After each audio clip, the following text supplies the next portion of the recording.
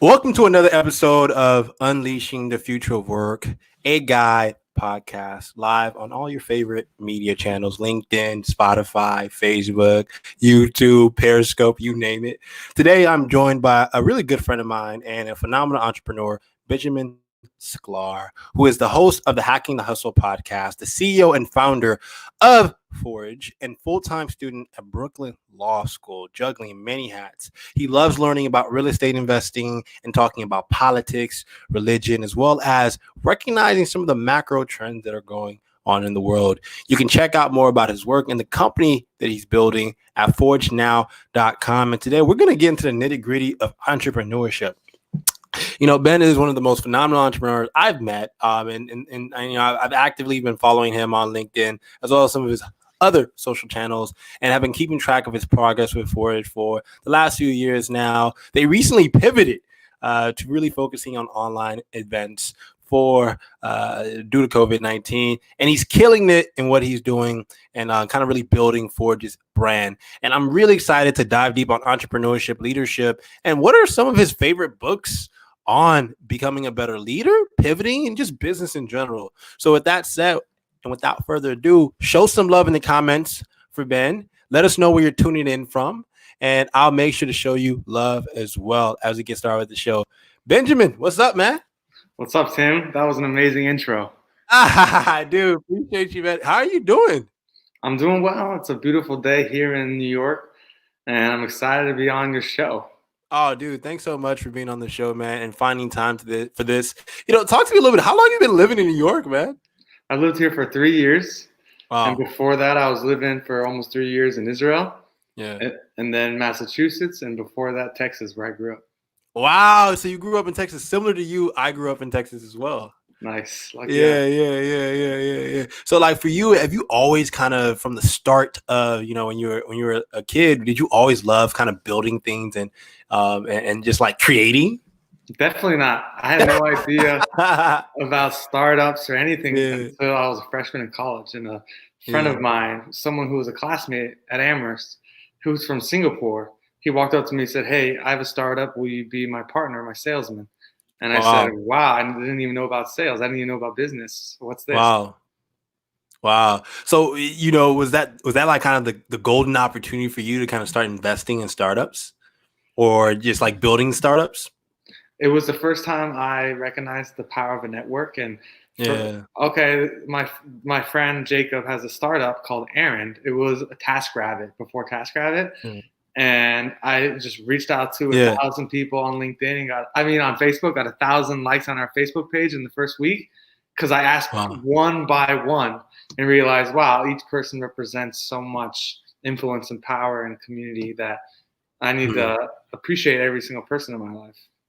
Dude, that's so true. And I think a lot of people don't realize that when it comes to entrepreneurship and kind of like scaling anything, right? Every great business does have like a network effect to it. And I know you're really giddy about marketplaces because you're building a marketplace. So talk to us a little bit more about kind of Forage and what inspired you to build Forage, man. So Forage is a marketplace that I'm currently building, and I was inspired to build it because I was working as a consultant, a freelancer, like Yeah. millions of Americans, and I needed Yeah. more clients, I needed more leads, and Yeah. cold calling, cold emailing wasn't working. And the only way for me to grow my business and try and meet prospects was going to events in person. Wow. And I figured that if I could hire people, freelancers, charismatic, well spoken individuals, to go to events on my behalf and, and scale my reach, that it would be such a great traction channel and marketing solution to my problem of trying to grow my business. And when I learned that there was no platform that was designed specifically for hiring freelancers to attend events on your behalf to generate leads, that's where the idea of Forage came from.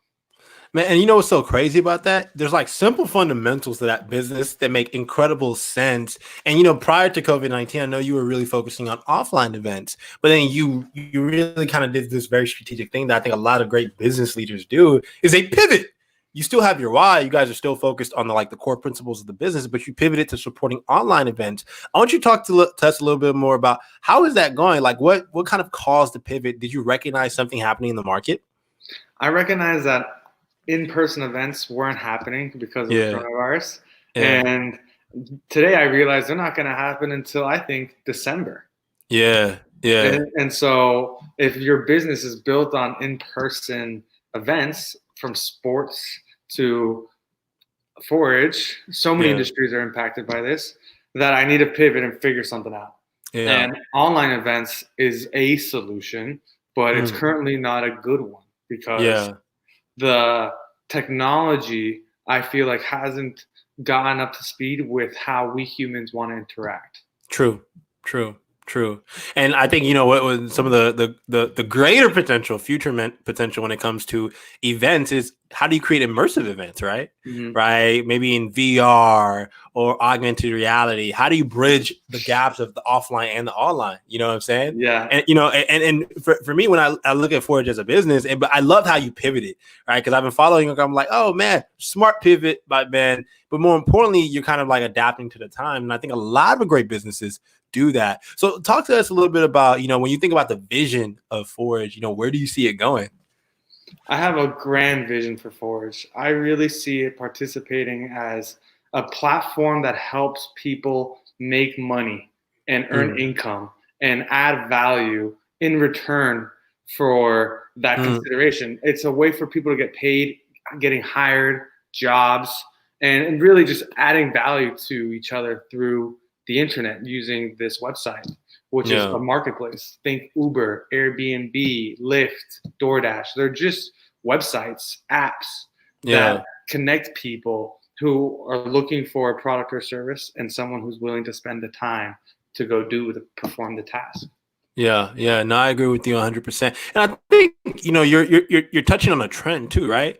And I think the trend is that people want to participate and have, side jobs or gig opportunities beyond just, working full time within a company, right? And everyone wants to be more entrepreneurial. I think one of my philosophy that I tell people is that we're moving towards a more entrepreneurial age, right? Like if anything that COVID-19 has taught us is one, no one can really just rely on one company for income, right? Everyone, a lot of companies make people feel as if they're expendable to a degree. When things like a COVID-19 happen, they're quick to take swift action, right? It's not really in favor of their talent, their people. But if people are already on Forage, right, they're already building their own side gigs or their environments and organizations that encourage that, and they're taking control of their careers and their incomes, they're going to be more likely to be long term, regardless of whatever happened, right?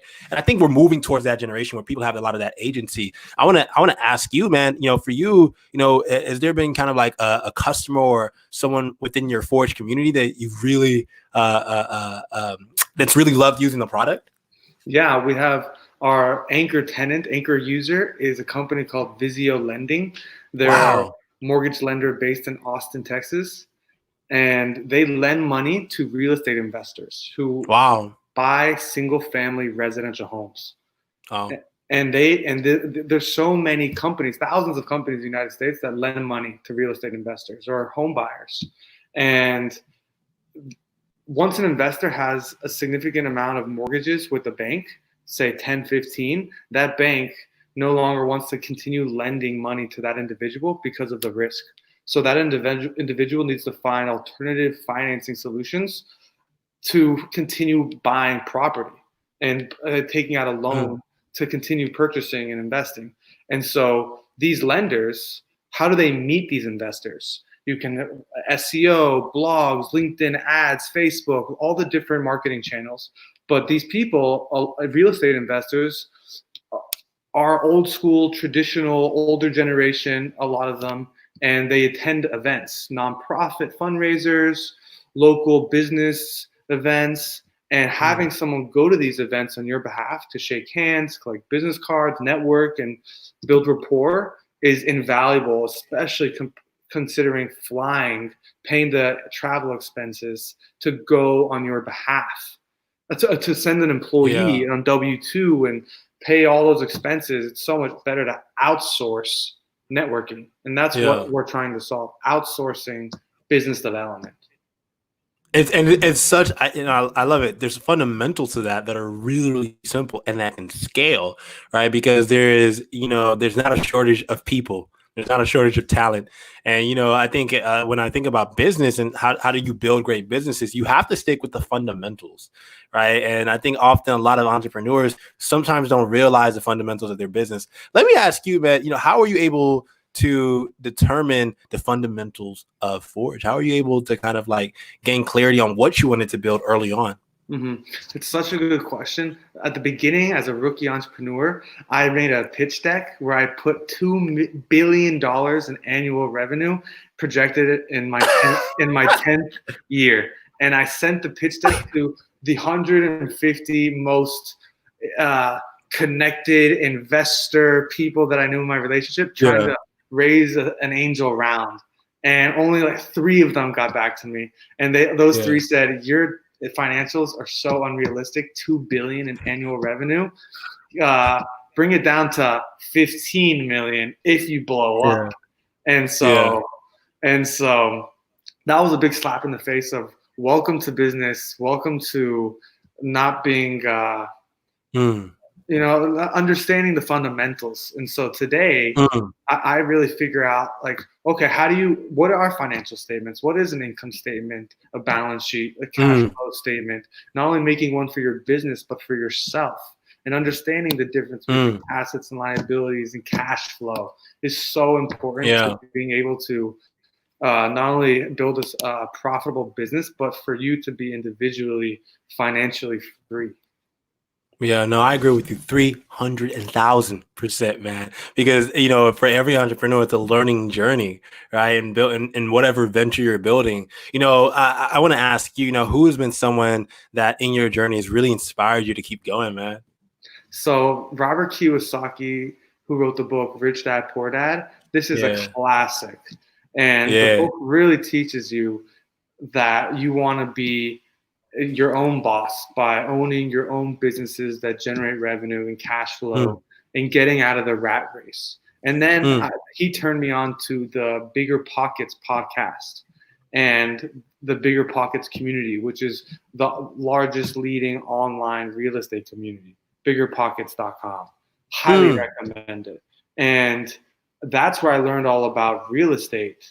And right now I am a really hungry, young, driven person who's eager to buy his first property and continue all the way till I own hundreds, hopefully thousands. Yeah. And I mean, there's a strategy to it, right? So shout out to Robert is it Kiyosaki? Sure. Yeah. No, because Rich Dad Poor Dad is like a classic financial literacy book for hundreds of millions of people all over the world. It's incredibly successful. And I've read it before too in the past. And I mean, I think I love how it was like, it's so proverbial, the way he kind of like, talks about his dad and, how one dad, gave him the ropes in terms of how to manage your money, how another one never really did that, right? Like, and giving that contract, it was very, very wise. And, and I think in a similar fashion, like there is that wisdom that we all have to have as, as if we're building anything. It's like, what are the fundamentals? What are the principles? And how are you taking control of your own fate? And I think a lot of entrepreneurs constantly do that well. Outside of him, are there other entrepreneurs that you're like, man, like this guy's killing it, right? In terms of the work they're doing, the impact. Obviously, Elon Musk. I love what he represents, building things that are changing this universe. I aspire to be a figure like that who's not just building a business to make money. He's trying to change the world for the better. And so many entrepreneurs. There's a guy named Brandon Turner who's running Bigger Pockets, who I think he's killing it with the amount of content. Gary V, who I stopped listening to recently because I feel like I became lost in the Gary V narrative of like, I was posting on LinkedIn to create content, but I really didn't have a purpose behind why. And so I like got slapped in the face by like, geez, what do you like? Why are you just creating content to create content? There's no value for it for the viewer. You need to check yourself and recognize like I was posting just to post, to tell my community, hey, I exist, I'm relevant. But that doesn't really matter. You need to really like offer something for them. The jab, jab, jab, right hook, Gary V mentality of give, give, then ask. I wasn't giving or asking. I was just like saying, which I feel like so many people make that mistake. It's so true. It's so true, bro. That's so powerful. You know, for you as a leader, you know, why is it so important for you to operate from the area of your why? I think it's the most important question to figure out first. I feel like I've been alive for 28 years, working and doing my thing without ever asking myself why. And then 2-3 weeks ago, I stopped and dedicated 3 days to learning what's my purpose, why am I working. And there's a guy out there, I forget his name, like Salik, who has amazing videos on YouTube. He wrote a book about finding your purpose and your why. And I'll break it down into 2 examples. You have Microsoft, there's a conference and Microsoft is pitching and they're talking about how they're going to beat Apple. Their purpose is to beat Apple and their earnings potential, etc. And then you go to a conference where Apple's speaking and they're talking about how they're dedicated to educating people and providing a way for people to learn. And that shows you in the last decade the difference between Apple and Microsoft and how like their ability to be successful. It's their purpose, their mission, getting the whole team on the same boat and rowing in the same rhythm rather than like. And so that's to answer your question. Like I'm figuring out my why right now. I still don't know the answer. I think it's always going to be changing. Yeah. And it's such a hard question. It's you can get lost. I dedicated 3 days to it. Could have dedicated 3 months and still been like on the treadmill of like, but why? But why? What you know? Yeah. Like you got to give yourself time too, right? You know, with time you kind of you realize it. But I love that because you're referring to Simon Sinek. You know, I think he shared that in Start With Why, and you know he also shared that in the Infinite Games, right? As well. Right. I love how he repurposes his content throughout his book. It's really, really ingenious. But I think it also speaks to this fundamentals of, you know, how do us as business leaders, right, and entrepreneurs, how are you not thinking from the state of competition, but more so there's a lot of players in the field, right? Like even in your category, there's some companies who are doing online events, right? But you're coming at it from a different approach, a different value proposition, and you have a different why and a different vision. And I think a lot of, you know, entrepreneurs get so boggled down in the competition and running the rallies that they forget that what you need to do and prioritize is the why, right? You don't have to prioritize what, prioritize the why, and then pivot accordingly around the why, right? Similar to you pivoted around the why and say, okay, well, emphasize online events. But as you eventually maybe see, you know, opportunities in VR events or immersive events or hybrid events, whatever type of event, right? You can always pivot around the what, as long as you have a strong and resounding why. And I think, you know, for a lot of entrepreneurs, they forget that, you know. I completely agree. And what are examples of someone's why? It could be like the obvious answer is like, I want to make money. Okay, why? And then like, I want to provide for my family. Why? And then like, because I want to be that person in their life. Why? And like really breaking it down and continuing to ask yourself why. You'll really learn a lot about yourself. And that is therapy. That is what a therapist does to you. They ask you questions about what you're saying for you to learn and self-reflect rather than them telling you. Because then you're never going to really respect it because it's not from your authentic self.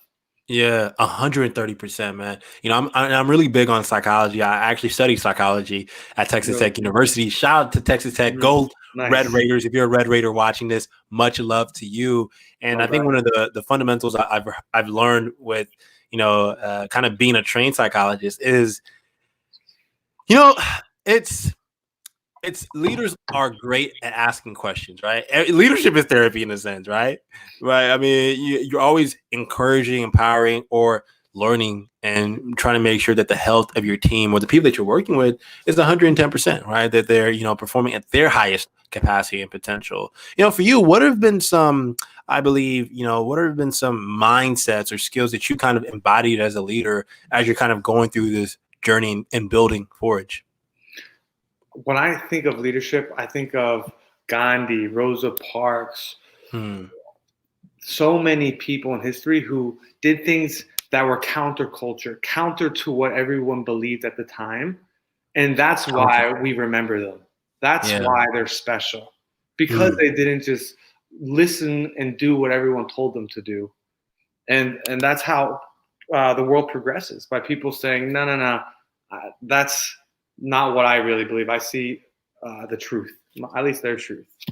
Yeah. And they do great things, from Abraham Lincoln to Nelson Mandela to Napoleon. It's true. Even it's crazy to say, even Hitler. I'm Jewish. I served in the Israeli military. These people have such beliefs in their philosophies that they change the world, whether good or bad. Alexander the Great.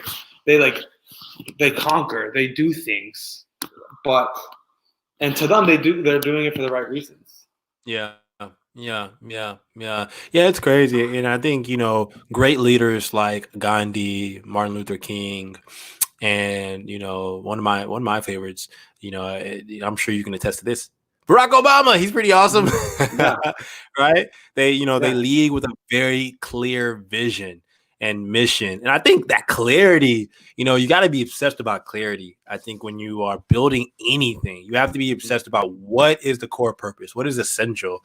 And I think a lot of leaders, often fail in always driving that narrative home and being consistent in that narrative. And I think the greatest leaders, like you mentioned, are very counterculture. Right. Mm-hmm. They don't subscribe to the societal norms and expectations that everyone else does. And I think that's what makes you innovative, when you understand that, innovation is what, how do you want to create value that doesn't exist? Right. Mm-hmm. Shout out to my homie and best friend, Michael Mutakuti, and also my lion brother. Thank you, Michael, for tuning in, man. Shout out to Crystal Hudson, who says, I truly understand. She is resonating with this as she is a business owner herself. Crystal, thank you so much for tuning in. We appreciate you. If you all have any questions for Benjamin, let us know in the comments below. And by the way, y'all, I'm going to make sure I get faster internet access in the future, because I'm looking at the quality of this live broadcast and it's not the best. So I'll make sure I'll work on that in the future. So, Benjamin, I want to ask you, man, what have been some of your favorite books in terms of, that you learned? I'm reading one right now that's changing my life. Yeah. It's called Traction. Talk to us a little bit about it. Okay, so the first chapter asks you to answer 20 questions. I'm going to read them to you real quick. Do you have a clear vision in writing that has been properly communicated and shared by everyone in your company? What are your core values? What's your core focus? What's your 10-year target? What's your target market? What are your 3 unique differentiators? All these things that I'm like, oh, wow, I haven't written those down. I don't know my 10-year plan. I haven't written a 3-year plan. And then walking you through how to even think about that plan and how to break it down. And then now I feel like I'm like building the foundation rather than just talking about branding and influencers and revenue. And I'm like, I don't even know my 3-year plan. How can I even talk about that? And so I feel like I'm like a ship without a rudder, or like I need to have direction. And that's what I'm working on right now. Yeah, the fundamentals, man. The fundamentals. Mm-hmm. I love that. That's a powerful book. And I think, any entrepreneur needs to realize you always have to work backwards. Mm-hmm. And I love this phrase. Steve Jobs and a lot of great leaders often say this: work backwards. And for me, as a designer, as a design-driven CEO, I'm personally invested in what is the experience, and let's work backwards. And I think, I encourage you to check out some books around design. I'm sure you would probably be interested. But design is one of those. Design is, I think, in quintessentially, it's you challenging yourself. What is the future you want to create, and how can you create that future now, in the present, in 2 years, and then really maybe in 15, 20 years, right? How do you think? How do you continue and think long term? But more importantly, as you go through that design exercise, how do you work backwards? Yeah. Right? Like, how do you work backwards, right? And it's when you actually kind of work backwards from this is the state as is, right? But what is the to be state, right? This is as is state, but the to be state, if you can like paint that picture in your head mentally, it's almost like you always just work backwards from there, work backwards from there, and everything you're doing is working towards it, right? Yeah. And so I love that you're doing that, man, because I think it's a marvelous thing to do. There's a book called Think and Grow Rich that I haven't read yet, but I listened to a summary of it, and it's all about not only thinking of what the future is to the to be, but writing it down, reading it morning and night, and when you read it, really believing it's already happened. And so you put yourself in the mindset, the self-esteem, the confidence that's necessary to achieve it. Yeah, one of the things I've read about that is one of the great traits. And shout out to Crystal, Michael, and everyone who is showing us love for this episode. Please make sure to share this with your network of people. And we love that you are feeling this podcast episode. Definitely share it. Thank you so much, Crystal, for tuning in and showing love the way you do. Benjamin, one of the things I was saying that I read about great leaders and execs like Jeff Bezos is that they have the openness to adapt. They're very open-minded, right? If they hear a better idea, a better concept, or or see new opportunities, they can pivot, right? They'll adapt, and I think that's such a powerful trait, right? Like that this ability to be open-minded, and I think a lot of great entrepreneurs and leaders completely they only compartmentalize what matters. They prioritize what matters, and the rest is like we're open-minded to new interpretations, right? And I think that's what makes a powerful product leader. I want to get your thoughts, man, because you mentioned that you've been going through this purpose of determining the whys, the fundamentals for the Forage, and you guys are pivoting accordingly and really building an amazing online events platform. What do you think are some of the things that every entrepreneur needs to avoid when building a great business? I think they need to avoid giving out equity to people that they're not going to work with long term. Because let's say you partner with 3 other friends and you all split it, you only get 25% of the company. And then 4 months later, you realize that you're the workhorse, you're the driver, and everyone else is chilling, kind of looking for another job. And you're like, shit, I need to hire a lawyer and get into these arguments and lose these friendships. It's terrible. And so be careful. Think about that. Think about the legal structure. Is an LLC? Is an S corp? A C corp? These are important questions that you need to figure out because taxes are real and right. You will. Every legal entity has a different tax structure. So I'm figuring that out, which is things that aren't sexy and entrepreneurial, but are the foundations of business. Figuring out, learning about accounting, and I feel like that's so important. I thought a business person who doesn't know their books, I feel like doesn't know their business, and I'm at fault of that. I run my business, and I'm not really looking at my financial statements. Yeah. And but if I looked at them every day, it's like looking at an X-ray of your body. You're really seeing the insides. Yeah. So let me ask you, Shida, do you think business, and I'm going to address some of the questions from our amazing community. Do you think business leaders should be product driven or customer driven?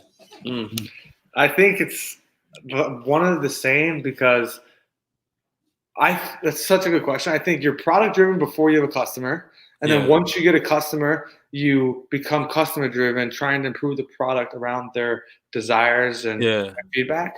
But I think without product, you have no customers, and without a customer, you can still have a product. It's and so, but product is everything, and design is everything about product. It's true, man. Good UI UX designer. So I really feel like you need to have a friend, someone on your team, who is really good at using Adobe products. Yeah. You designing, right? Like really building brand and design, dude. Mhm. Yeah, man. Shout out to design skills. I'm really thankful that I have them. I want to ask you, Benjamin. Because I often, I've thought contemplated around that question as well, and I actually think there's actually one that trumps both. Mm. I think And it's that's the visionary. yeah, it's actually being very vision Mm. obsessed, right? Vision focused or Mm. mission focused, right? Like, Mhm. what's the mission? How does everything tie back to the core fundamentals of why the company exists, Mhm. right? And for us with Guide, we think it's to equip every creator with the skills, mindset, and opportunities for a fulfilling career. So it's like Mhm. everything we do has to tie back to that singular vision and mission. And what's so interesting too is one of the things Simon Sinek, you brought him up earlier, is that there's like a filter he mentioned that every leader should think about their business through, right? Mhm. It's vision, mission, and then the values, or for us in our case, the virtues of our company, Mhm. right? And I think that is such a foreign filter for a lot of execs and entrepreneurs, because they don't do the fundamentals. They don't think about what is the foundation of the company. And the reality is that your company is going to have to pivot and adapt as the market changes and expands and progresses. And markets are really active things, but the core fundamentals of the business never change, Mhm. right? Amazon, the core fundamentals of Amazon never has not changed a bit. He started with a niche, Jeff Bezos, and then he expanded into cloud computing because he saw the opportunity there, and that was Mhm. always like the goal long term. And then he expanded into different verticals, and he built a subscription based business Mhm. focused on community. Boom! Like core fundamentals there don't Mhm. change. Yeah. Yeah. I love that you keep on bringing up Jeff Bezos because Yeah. he really is on fire. And Yeah. if you think about like Jeff Bezos, Elon Musk, all these great entrepreneurs and vision, and you compare them to all the other entrepreneurs out there, the millions of them that Yeah. aren't killing it, building billion-dollar business, it is definitely not work ethic. That's the Yeah. differentiator. It's the vision. It's thinking big picture. Like I bet having sitting around a fire at night with them and having talk about aliens and conspiracies and crazy things, their mind goes wild. And I Yeah. bet it's so fun to have I mean, people. he's building a spaceship to Mars right now, right? Yeah, incredible, Right? incredible. And I have thoughts on that. I think we need to focus on fixing Earth first. Yeah, But I think well said. everything is possible. Is the mindset. People like Jeff, Mark Zuckerberg, and Jeff Weiner. Mark Benioff is one of my favorite software as a service leaders. Anything is possible if you can think about it and say, okay, how do we work backwards? Yeah. Right. And I think that philosophy is a powerful one, man. So I want to ask you, so you mentioned Traction is one of your favorite books. Are there any other books or practices that you recommend our amazing community to do? And before I have you answer that, Michael Mutakuti, shout out to my boy Michael, says, what was the book called that you mentioned? It's called Traction. I'll throw it up Traction. here. Check it out. Traction. This is the Traction. best business book I've ever read. I'm in the middle of it, but it's a how-to guide on finding the fundamentals of your business, and I recommend it. Yeah. I Yeah. can't I love it. imagine I love it, writing a man. business. Dude, Imagine so writing your own business book. That's the real deal. dude, you should. Why not start now while you're learning? hmm I Yeah. would. I would want to write it about real estate. Real estate, yeah. I feel like real estate is the name of the game. Real estate is everyone says that too. Everyone in my friend group, my homie Michael, Jason, everyone tells me it's real estate. Get into real estate. It's And I really think property. It's yeah, property. I'm it's in law ownership. school. Ownership. Yeah. Everything at the end of the day is own property, intellectual property, Yeah. personal property, real property, and then like owning it and like having assets and being able to own property. I can't, it's just, I feel like every single American needs to own 25 rental properties. Everybody would get out of not only poverty, but financial stress and worry and be able to live off passive income Mm, and not work for the man and be depressed and yeah. have all the issues that we have in the United States today. Yeah, I think we're moving towards that future, man. I think that we're definitely moving towards that future of an abundance where people will be more in control of their careers and really their state of life more than ever. And I think what we're seeing in technology now too, Ben, is the fact that there's autonomous vehicles. That's actually a new type of property, right? And what's interesting about that type of property is that it actually accrues value, right? If you have AI based products, right, and they're IoT based, like an autonomous vehicle, and you own it, and you can have a fleet of it as a buyer, right, or as a fleet manager, and it's just your business.